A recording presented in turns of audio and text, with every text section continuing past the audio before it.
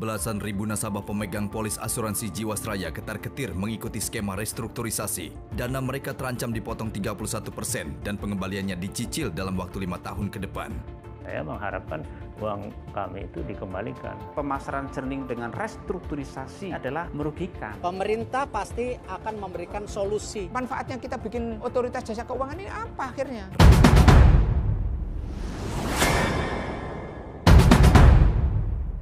Jadi seperti yang kemarin saya sampaikan, ini adalah momentum yang baik untuk mereform industri keuangan non-bank, baik itu asuransi maupun dana pensiun. Kami sangat menyayangkan ya ketua tim restrukturisasi ini. Kenapa? Membatalkan perjanjian polis secara sepihak. Yang mana kalau lihat dari rujukan KUHP Perdata pasal 1266 itu kan pembatalan polis perjanjian secara sepihak itu harus diajukan dulu lewat putusan hakim pengadilan. Tetapi yang dilakukan manajemen Jiwasraya sekaligus sebagai tim ketua restrukturisasi polis Jiwasraya ini tidak melalui proses itu.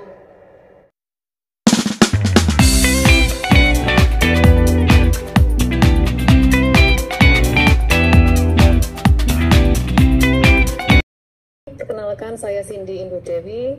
Saya selaku moderator yang akan memandu jalannya webinar dan diskusi pada pagi hari ini. Webinar hari ini berjudul Kovadis Restrukturisasi Perlindungan dan Upaya Hukum bagi Konsumen Asuransi Jiwasraya. Sebelumnya saya ingin mengucapkan terima kasih dan apresiasi yang sebesar-besarnya kepada Bapak Dr. Haji Ajib Padindang yang sudah secara detail menjelaskan mengenai latar belakang dan urgensi permasalahan daripada restrukturisasi Jiwasraya ini. Nah, kita tahu bahwa kasus One Prestasi Jiwasraya khususnya terhadap produk JS Saving Plan yang merupakan jenis produk asuransi yang dikaitkan dengan investasi atau disingkat PAID terjadi pada bulan Oktober 2018 silam. Sampai dengan saat ini masih meninggalkan sejumlah kegalauan dan kerancuan, terutama nasabah Jiwasraya yang menolak haircut atau pemotongan nilai modal investasi asuransi secara sepihak oleh Jiwasraya karena dirasa tidak adil. Nasabah yang tidak mengikuti restrukturisasi dan kini tinggal di rumah hantu Jiwasraya menanyakan nasibnya bagaimana. Melalui webinar dan diskusi pada hari ini diharapkan dapat ditemukan suatu pencerahan hukum dan mudah-mudahan solusi dalam aspek perlindungan dan upaya hukum yang dapat dilakukan oleh konsumen asuransi Jiwasraya, khususnya yang tidak mengikuti restrukturisasi. Di sini hadir para narasumber kita, yakni yang pertama, Bapak Latin SE yang akan membawakan topik dengan judul Restrukturisasi Polis Asuransi BUMN Membawa Bencana bagi Industri Perasuransian Nasional. Narasumber kedua, Ibu Dr. Surah Winarni, SHM Hum, akan membawakan topik dengan judul Pemegang Polis Jiwasraya Nasibmu Kini. Dan narasumber yang ketiga, Bapak Dr. Bambang Sugeng Aryadi, akan membawakan topik dengan judul Perlindungan Hukum bagi Konsumen Pemegang Polis PAID. Untuk kelancaran webinar ini, kami persilahkan para narasumber untuk membawakan materinya masing-masing dalam waktu 20 menit. Sebelum kemudian kita lanjutkan dengan sesi diskusi dan tanya jawab dengan waktu 60 menit. Tanpa berpanjang lebar lagi, mari kita dengarkan pemaparan materi dari narasumber kita yang pertama. Saya perkenalkan Bapak Latin SE. Beliau adalah Sekretaris Jenderal Forum Nasabah Korban Jiwasraya. Beliau adalah praktisi asuransi dengan pengalaman lebih dari 20 tahun di bidangnya dan juga merupakan anggota komunitas penulis asuransi Indonesia. Tempat dan waktu kami serahkan kepada Bapak Latin. Terima kasih. Assalamualaikum warahmatullahi wabarakatuh. Selamat pagi dan salam sejahtera untuk kita semua. Om Swastiastu, Namo Buddhaya, salam kebajikan. Pertama, yang saya hormati Bapak Ketua Pansus DPD RI Pak Haji Padindang, yang saya hormati Dekan Fakultas Hukum UNER Surabaya, yang saya hormati Ketua Pusat Studi Hukum Bisnis UNER Surabaya, Bapak dan Ibu narasumber, hadirin forum nasabah, rekan-rekan korban restrukturisasi polis BUMN, dan tidak lupa juga kepada alumni, mahasiswa-mahasiswi Fakultas Hukum UNER Surabaya yang saya cintai dan saya banggakan. Dan portofilio nasabah Jiwasraya itu adalah bagian aset penting di samping dengan modal trust, kepercayaan oleh publik terhadap eksistensi perusahaan negara ini. Ini nasabah Jiwasraya kurang lebih sekitar 5,3 juta nasabah polis Jiwasraya. Dan kalau dikalikan dengan ahli waris, ini kan 5 atau 6 itu sekitar 30 jutaan lah nasabah polis Jiwasraya itu akan kecewa dengan program pemerintah yang dicanangkan seperti sekarang ini, menyelesaikan masalah dengan rekayasa restrukturisasinya. Dan 80% nasabah polis Jiwasraya itu adalah low income, jadi masyarakat berpenghasilan rendah. Itu ada dan serta di seluruh pelosok tanah air, ada di 34 provinsi, 17 kantor cabang, 17 kantor wilayah, dan 74 kantor cabang di seluruh Indonesia. Bisa dibayangkan, itu aset. Nah, 20%-nya adalah masyarakat yang middle income dan high income. Nah, pintu masuk nasabah Jiwasraya untuk menjadi pemegang polis Jiwasraya dan melalui profesi agen asuransi. Ini profesi agen asuransi BUMN, di mana dia diberikan lisensi oleh Asosiasi Asuransi Jiwa Indonesia untuk menjual produk. Jadi jika ada orang yang menjual produk dia tidak punya lisensi, tentunya kita wajib pertanyakan terhadap penjelasan produk dan janji informasi yang ada di dalam produk itu sendiri. Yang penting kita harus teliti jeli terhadap produk yang ditawarkan. Lanjut. Inilah Bapak dan Ibu hadirin peserta webinar yang saya hormati. Ini salah satu kecurangan daripada restitusi polis yang kita saksikan pada hari ini, dan restitusi itu sudah berjalan dan sudah selesai pada tanggal 31 Mei 2021. Nah, ini ada 3 kelompok yang terdampak di kita.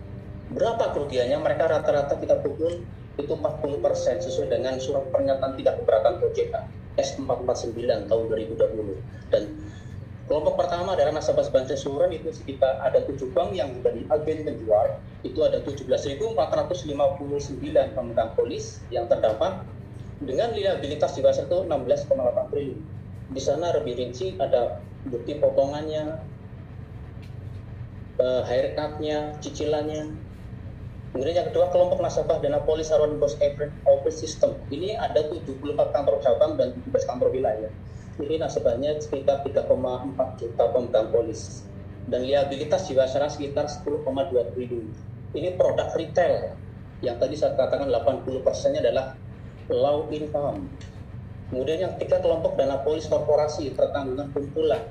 Ini adalah korporat seperti BUMN, ada 83 BUMN, BUMD, swasta, ada lembaga KPK yang juga menjadi usernya Jiwasraya. Ini ada 2094 pemegang polis korporasi, di mana liabilitasnya adalah 24,4 triliun dari 2,26 juta kepesertaan. Nah, ini saya rincikan ada pelanggarannya di mana, ini pemotongannya, kerusakannya di mana. Ini sebenarnya tidak boleh harus direvisi, Bapak dan Ibu. Nah, ini bukan program restrukturisasi, tapi ini rekayasa restrukturisasi. Yang saya sebut ini adalah praktek churning, twisting, dan praktek churning, twisting, di mana ini dilarang sama surat edaran OJK nomor 19 tahun 2020 mengenai pemasaran produk. Jadi inilah kerugiannya sekitar 23,8 triliun. Peraturan yang dilanggar, skema rekayasa restitusi polis Jiwasraya menyesatkan seluruh nasabah dan melawan hukum. Undang-Undang nomor 11 tahun 92 tentang dana pensiun mengatur tentang DPPK dan DPLK. Di antara pelanggarannya di mana? Di pasal 30 ayat 6 dan 7 terkait dengan program pensiun anuitas yang dibayarkan seharusnya seumur hidup kepada peserta sampai tutup usia pada peserta, atau turun kepada pasangan sampai pasangan seumur hidup, tutup usia atau menikah lagi, lanjut kepada anak sampai umur 25 tahun sudah bekerja dan menikah. Ini landasan undang-undang dana pensiun juga dilanggar. Otomatis perlindungan konsumen juga dilanggar. Undang-undang tentang perseroan ini terkait tadi yang disampaikan Pak Ketua Pansus, ini Jiwasraya sebenarnya likuidasi, pembubaran, akuisisi atau apa? Nah ini. Kemudian Undang-Undang Nomor 2 Tahun 92 tentang usaha asuransi, juga Undang-Undang Nomor 40 Tahun 2014 tentang perasuransian, di mana pasal 1 tentang perjanjian dua pihak itu nggak bisa dibatalkan secara sepihak. Dan ternyata manajemen baru Jiwasraya itu melakukan sebuah pembatalan secara sepihak tanpa melalui proses putusan hakim pengadilan. Ini kata kuncinya di sini. Ini mungkin nanti bisa didalami apakah hasil tidak ada putusan dari pengadilan ini, apakah cacat hukum pelaksanaannya revitalisasi ke sini atau seperti apa. Nah, kemudian di pasal 15 terkait dengan tanggung jawab atau pengendali. Ini di sini pemerintah kelihatannya sih memang sudah bertanggung jawab dengan menggelontorkan 20 triliun gitu. Tetapi salah kamar. Dan ini yang kita tidak inginkan. Kemudian di pasal 53 ayat 1, 2, dan 4 ini terkait dengan lembaga penjamin polis. Tadi ditekankan Bapak Ketua Pansus Jiwasraya. Itu memang urgen, harus segera dibentuk lembaga penjaminan polis. Dan ini selama 8 tahun vakum tidak terbentuk. Harusnya tahun 2017 itu harus sudah ada lembaga penjamin polis. Apa kabar pemerintah? Kemudian Undang-Undang Tenaga Kerja tahun 2003 ini tentang tenaga kerja di mana pegawai Jiwasraya, pensiunan ini kan tentu harus mendapat perlindungan dari sini. Kemudian POJK 73 POJK 55 2016 tentang tata kelola perusahaan asuransi bagi perusahaan perasuransian. Ini mungkin nanti kita akan diskusikan ya. Ini terkait dengan penempatan direksi pasal 6 ayat 4 yang tidak memiliki pengalaman dan pengetahuan atas bidang pengetahuan atas jabatannya. Ini kan harus punya pengalaman sesuai dengan bidangnya. Kemudian di POJK 71 ini pasal 51 ini terkait dengan restrukturisasi aset dan restrukturisasi liabilitas. Nah, Jiwasraya melalui direksi baru ini melakukan restrukturisasi liabilitas yang tadi adalah pemotongan 40% atau penurunan liabilitas sebesar 40% dari liabilitas atau kewajiban negara. Ini kan masalah. Nah, POJK 69 POJK 35 2016 di pasal 60 ayat 2 huruf A ini tentang transfer portofolio pertanggungan ke asuransi lain. Ini minimal manfaatnya sama dengan polis sebelumnya dan ini tidak terjadi.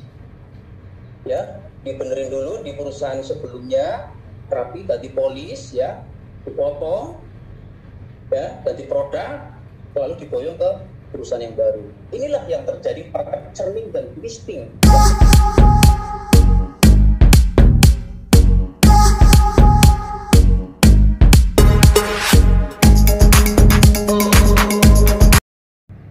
Anggota DPD RI, apalagi mewakili ketua, tentu bahasanya agak beda cara pengungkapannya ya. Jadi memang kemudian kita atau kami menemukan dan sepakat dengan para korban telah terjadi persoalan kepailitan dan gagal bayar, tapi tidak pernah secara hukum dinyatakan pailit oleh pemerintah. Itu hanya ke dalam istilah ini dan kami hanya menggunakan juga istilah kepailitan dan gagal bayar itu ya karena faktanya seperti itu. Ya, kemudian berikutnya adalah semula permasalahan asuransi Jiwasraya ini merugikan negara sekitar 16,8 triliun oleh temuan BPK dan permasalahan atau aset sebenarnya pihak PT Jiwasraya itu adalah 30 sekian triliun yang unsur kerugiannya 16 triliun, asetnya masih ada yang 12 triliun sekian. Itu sebabnya disepakati antara DPR dengan pemerintah untuk menalangi 20 triliun. Rekomendasi BPK sebenarnya 22 atau 23 triliun. Tapi kemudian pemerintah melihat dan segala macam, maka menalangi melalui APBN dengan istilah penyertaan modal atau PMN sebesar 20 triliun. Di baliknya inilah yang menarik, ini catatan untuk saudara-saudara yang pemerhati atau pakar hukum, apalagi nih hukum bisnis di Unair. Kementerian Keuangan melalui Dirjen Perbendaharaan atau Dirjen Pengelolaan Kekayaan Negara, kalau saya tidak salah ingat, dia menyatakan ini selalu persoalan debatnya ini di aspek hukum posisi BUMN ya, Bapak Ibu sekalian. Tolong dicatat ini karena kami butuh juga pandangan hukum dari Anda semua. BUMN adalah pengelola aset negara yang dipisahkan oleh negara. Itu sudah pasti. Undang-Undang nomor 1, Undang-Undang nomor 17, Undang-Undang nomor 5, paket undang-undang di bidang keuangan. Tapi selalu diperdebatkan ketika dihadapkan dengan Undang-Undang perseroan. Lebih spesifik lagi kalau misalnya ini dihadapkan dengan Undang-Undang asuransi. Yang pasti, Kementerian Keuangan tidak mengakui bahwa aset PT Jiwasraya sebelum disertakan modal 20 triliun itu sebagai aset negara. Yang diakui aset negara ialah berangkat atau bertolak dari penyertaan modal yang sebesar 20 triliun itu. Itu yang menarik di sisi lain. Lalu kalau begitu kenapa mesti itulah yang menjadi dasar sehingga PT Jiwasraya dengan dukungan kebijakan atau malah dengan kebijakan Kementerian BUMN membebankan 40% kerugian itu kepada para nasabah melalui pemotongan polisnya atau preminya. Lanjut. Iya, saya kira ini poin-poin intinya memang terjadi kelalaian. Karena salah satu poin pentingnya juga adalah ada unsur kesengajaan. Itu kami di Pansus menyebut seperti itu ya. Ada unsur kesengajaan pemerintah, bahkan dengan OJK, tidak mendorong ya, lahirnya penjaminan asuransi. Dan ini permasalahan besar di perasuransian pemerintah sekarang ini. Tolong dicermati, sudah muncul masalah Yasindo, bukan Yasindo, Askrindo atau Jamkrido. Ini sudah mulai muncul lagi. Tidak usah kita bicara tentang Asabri, karena Asabri sudah bermasalah ya, dan sebagainya. Tapi akan muncul terus. Dan sampai hari ini, amanat Undang-Undang nomor 40 tahun 2014 tentang perasuransian, sebenarnya di sana harusnya dibentuk lembaga penjaminan perlindungan konsumen jiwa asuransi. Kalau untuk tentu saja kalau terjadi hal seperti kita tahu di pengelolaan keuangan tabungan atau apa itu kan ada penjaminan oleh LPS penjaminan ya, sampai 2 miliar dijamin oleh negara. Ini tidak ada lembaga penjaminnya. Jadi kepastian orang untuk menjadi nasabah asuransi ya terutama di asuransi pemerintah yang harusnya lebih memberikan kepastian itu melalui contoh dibandingkan dengan asuransi swasta yang lain. Selanjutnya kita ketahui bersama, saya menggunakan kata kita karena saya asumsikan Bapak Ibu semua sudah mengetahui. Saya hanya juga merasa bahwa sebagian besar secara umum mengetahui. Lalu kebijakan Kementerian Keuangan, Kementerian BUMN dan Kementerian Keuangan tentu saja menyerahkan persoalan ini kepada PT BPUI ya, bahana apa begitu yang menjadi holding asuransi, bukan cuma asuransi jiwa, dia holding asuransi. Dan PT BPUI inilah yang kemudian membentuk satu perusahaan lagi yang kemudian kita kenal sebagai PT IFJ Life. Aneh kalau ini Anda atau hadirin sekalian nanti mau lihat dari aspek hukum. Tapi kalau mau mendalami itu ya sudahlah nanti dengan Pak Latin dan teman-teman lain. Lanjut aja. Saya hanya memperlihatkan itu bahwa Pansus menelusuri sedemikian jauh tentang permasalahan yang terjadi di lingkup PT Jiwasraya. Ya, selanjutnya lanjut ini hanya ungkapannya saja yang saya katakan tadi tidak ada penjaminan. Dan dengan berbagai permasalahan kita temukan, kesimpulannya adalah masalah ini PT Jiwasraya. Permasalahan besar ini PT Jiwasraya. Masa premi dipotong 40%, padahal di satu sisi ditalangi tanda kutip oleh pemerintah melalui penyertaan modal 20 triliun, itu satu sisi. Di sisi lain sebenarnya belum clear ini permasalahan asetnya. Kalau sudah disimpulkan, sudah yang Anda mau restrukturisasi sekian persen. Kalau salah tadi ada halaman yang saya terlewati sebelumnya ya. Mengapa dia tempuh dua aspek, yaitu restrukturisasi atau memilih dengan cara utang piutang. Kami menganggap alternatif pilihan utang piutang ini salah, karena ini tidak diperjanjikan di dalam kontrak antara PT Jiwasraya dengan nasabahnya, pemegang polis. Tidak ada di situ. Satu. Kedua, apakah benar secara internal ada RUPS misalnya, atau ada apa dengan Kementerian BUMN, langsung menyimpulkan, sudah, saudara tempuh dua alternatif.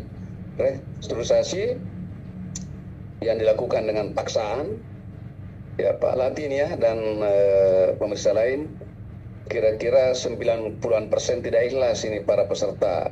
Saya punya bukti dikirimkan oleh teman-temannya Pak Latin dari anggota pengurusan lain, para korban. Saya bilang, kami di DPD itu, meskipun bukan kami aparat hukum, tidak bisa bicara tanpa bukti. Tolong kirim buktinya apa kalau Anda merasa kayak terpaksa. Ini formulir untuk restrukturisasi dikirimkan mereka untuk ikut, itu sudah tidak ada pilihan sana. Tinggal Anda harus tanda tangan iya atau iya. Gitu, ada formulir, ada form yang sudah disampaikan pada mereka, sehingga tidak ada jalan lain. Mereka yang mau, ya sudahlah, cari selamat, atau yang tanda tangan menjadi peserta restru dengan 40% pemotongan. Hadirin sekalian, para peserta yang saya hormati, memang di sisi lain ini menurut kami punya kajian 70% lebih, tapi bisa Pak Ladi nanti menjustifikasi, ini nasabah wajib, nasabah dari para karyawan pemerintah dulu, kemudian nasabah BUMN, nasabah BUMD, dan nasabah jaringan para BUMN tadi. Jadi memang nasabah ini ya sebagian besar mudah untuk dicekoki dengan apa, karena kalau enggak kan ya Anda macam-macam, Anda karyawan saya, Anda karyawan perusahaan ini, Anda karyawan ini, pokoknya harus ikut deh. Lanjut aja. Lanjut. Nah, saya kira yang penting saya mau sampaikan adalah kami sudah konsultasikan juga dengan BPK RI. Sesungguhnya BPK tidak seperti bahwa harus membentuk perusahaan baru yang bernama PT FJ Live.